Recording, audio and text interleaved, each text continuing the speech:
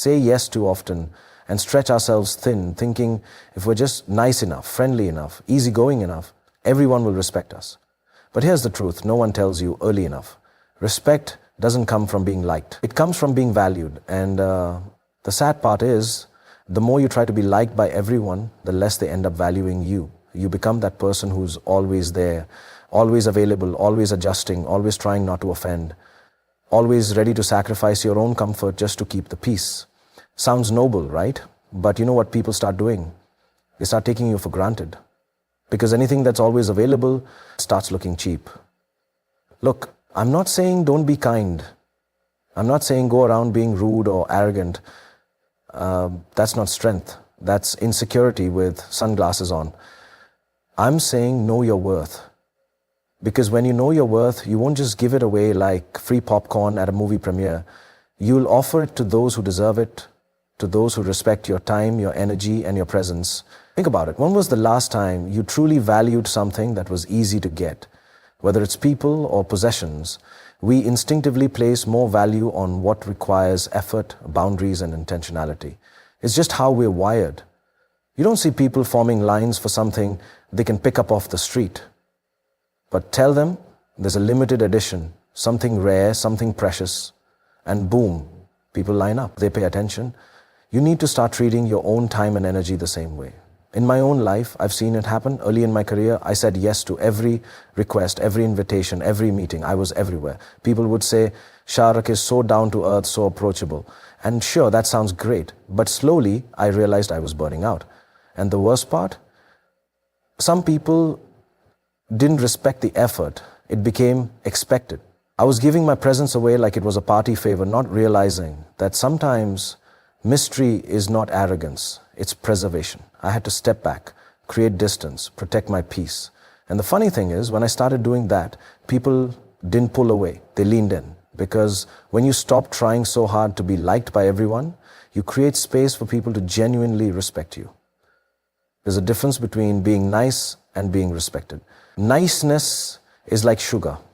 It's sweet, but it dissolves fast. Respect is like steel, strong, lasting, and unshakable. And steel isn't formed by softness, it's formed by pressure, by boundaries, by choosing your value over your popularity. So stop trying to win everyone over. Stop giving all of yourself to people who only show up when it's convenient for them. You are not a backup plan. You are not a doormat. You are not everyone's emotional support character. You are the main character of your story. You deserve to be respected, not just appreciated for being so friendly. And if someone only sticks around when you're bending over backward for them, but disappears the moment you say no, let them go. Let them be uncomfortable with your growth. Let them sit with the silence of your absence and realize what they lost when you stopped being too friendly.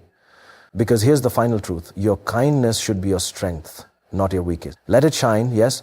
Let it reach people, absolutely. But don't let it be exploited. Respect is not something you give away. It's something you command. By knowing your worth, setting your boundaries, and understanding that sometimes the most powerful thing you can say is nothing at all. And trust me, when you stop offering your worth like free popcorn, the world doesn't collapse. The people who matter still stick around. And the ones who only came for the snacks, they'll move on to the next easy fix. Let them go. You're a full course meal, not a sample tray. There's this beautiful misunderstanding in the world. We think that being nice means being available all the time. We think that love means constant sacrifice, that friendship means saying yes, that being a good person means never disappointing anyone. But let me tell you something I've learned, not just as an actor, but as a man who's lived, loved, lost, and learned.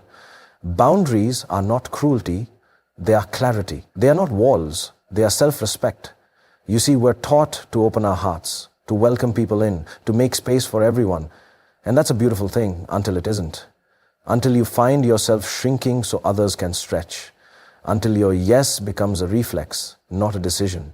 Until your silence starts to scream for the attention you're too polite to ask for. I've been there. In this industry, you meet thousands of people. Everyone wants a piece of your time, your energy, your attention. If you don't learn to draw the line, not with anger, but with intention, you'll drown in the noise of other people's needs and forget the sound of your own thoughts. Setting a boundary doesn't mean you don't care. It means you care deeply about yourself too. It means you recognize that your peace is not a public playground. Your energy is not an unlimited resource. Your presence is not something to be handed out like flyers at a train station. There's this idea that boundaries push people away, but actually, the right people, they don't run from your boundaries, they respect them. The wrong ones, though, they'll call you selfish the moment you stop serving their comfort. And that's when you'll see the truth. You see, people who benefit from your lack of boundaries are always the loudest when you build one. They'll guilt trip you. They'll say, you've changed. And you know what? They're right. You have changed. You've grown. You've learned that constantly giving without receiving is not generosity. It's self-abandonment. Think of it like this. When you're flying on a plane, the safety instructions always say, put your oxygen mask on first before helping others. Why? Because if you can't breathe, you can't help anyone else. It's the same in life. If your soul is gasping for air, how are you supposed to pour into someone else? Boundaries are how we breathe. They allow us to give from a place of fullness, not emptiness. They help us show up for people we love, not with resentment, but with authenticity. Because nothing kills connection faster than pretending to be okay with something just to keep the peace.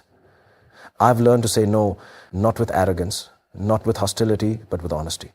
And sometimes that no feels like a breakup to someone who was used to hearing yes from me all the time. But that's okay. If my no breaks something, it probably wasn't built strong enough to last anyway. The most powerful people I've met in life are not the loudest. They are the ones who know exactly what they will allow and what they will not. They walk into a room and don't need to demand respect because their energy already says, I value myself. And let me tell you, it's not about being distant, it's about being deliberate. You can be warm and firm. You can be kind and still say, that doesn't work for me. You can love someone and still refuse to tolerate behavior that hurts you. Boundaries are not the end of love. They are the framework in which love can grow. They protect your dignity, they shield your peace, they remind you and everyone around you that you matter. So if you're someone who's always been the giver, the fixer, the pleaser, I see you. And I want to tell you this. It's okay to take your power back. It's okay to disappoint people who only loved you when you were convenient. It's okay to choose yourself without explanation. Because the people who truly care about you, they won't walk away when you draw a boundary. They'll lean in. They'll respect the strength it takes to speak your truth. And you'll finally breathe again, not in a loud, rebellious way, but in a quiet, beautiful, grounded way. The kind of breath that reminds you, you are not here to be consumed by everyone. You are here to be cherished, protected, and respected. And it all starts with a simple, powerful thing: boundaries. Let me say something that may sound a little harsh at first. Not everyone deserves access to your heart. Not because your heart isn't big enough, not because you're not loving enough, but because some people simply haven't earned that kind of intimacy. You see, we live in a world where connection is instant. Likes, comments, messages, DMs. You can reach out to anyone at any time. But somewhere in this constant stream of interactions, we've forgotten something sacred. Access to your heart is a privilege, not a default setting. We give it away so easily. Someone is nice to us for 5 minutes, and we start trusting them with our deepest thoughts.